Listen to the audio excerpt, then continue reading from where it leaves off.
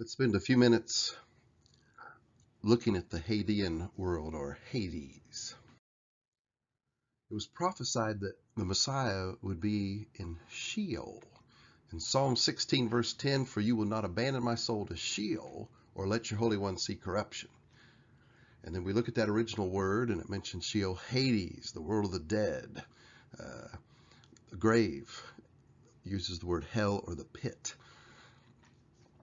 Peter, when he's repeating this prophecy, uses the term Hades. Acts 2 verse 27, "For you will not abandon my soul to Hades, or let your Holy One see corruption."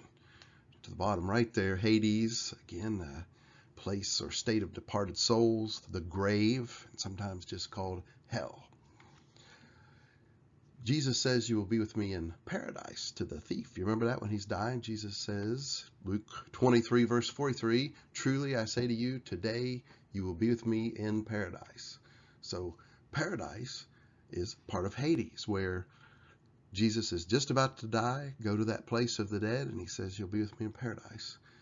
And it's interesting that Jesus did not stay long enough in Hades, or this place called paradise, for his flesh to see corruption. Remember, that's what the prophecy we began our lesson was all about, that the Holy One would not see corruption in Hades.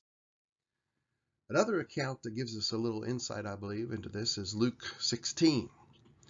So we'll start in verse 22 to make the slide a little shorter, but the poor man died, was carried by the angels to Abraham's side. The rich man also died and was buried. And in Hades, being in torment, he lifted up his eyes and saw Abraham afar off and Lazarus at his side. And he called out, "Father Abraham, have mercy on me, and send Lazarus to dip the end of his finger in water and cool my tongue, for I am in anguish in this flame." But Abraham said, "Child, remember that you in your lifetime received your good things, and Lazarus in like manner bad things. But now he is comforted here, and you are in anguish. Besides all this, between us and you a great chasm or gulf has been fixed, in order that those who would pass from here to you may not be able, and none may cross from there to us." Now, it's interesting to note about this account in the Bible. If it is just a parable, it's the only one where a real name is actually used. So it gives many the idea that it is not a parable, but a insight from our God and Savior into the other realm. But in this picture we're seeing, there's Abraham, and there's Lazarus, and there's a rich man, and there's thieves, and these people are in Hades awaiting the final judgment. We even have verses that angels are awaiting judgment there too. 2 Peter 2:4, "For if God did not spare angels when they sinned, but cast them into hell, committed to them the chains of gloomy darkness to be kept until the judgment."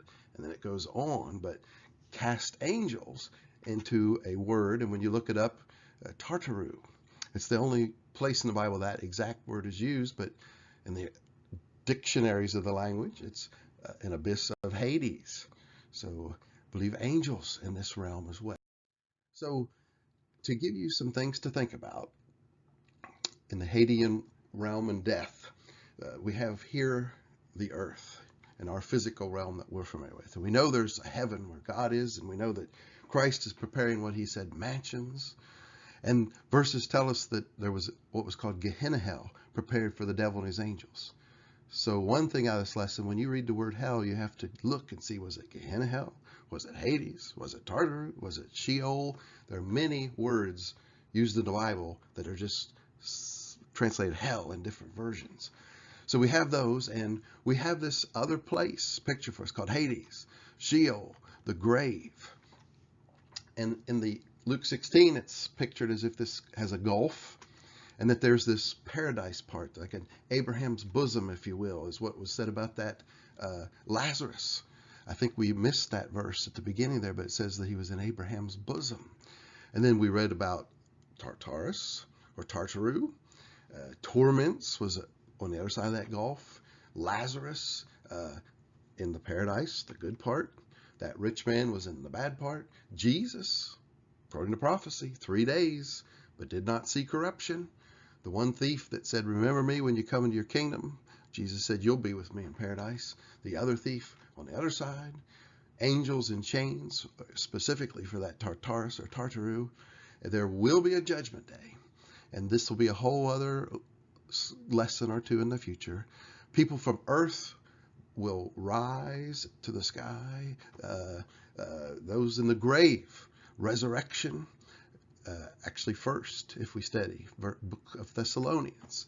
Jesus has already done it. He's the first fruits. And in that final judgment, some will go to heaven, some will go to hell, and we'll have to quit there. Our time is beyond up, but hopefully this gives you some things to think about and be studying on the afterlife.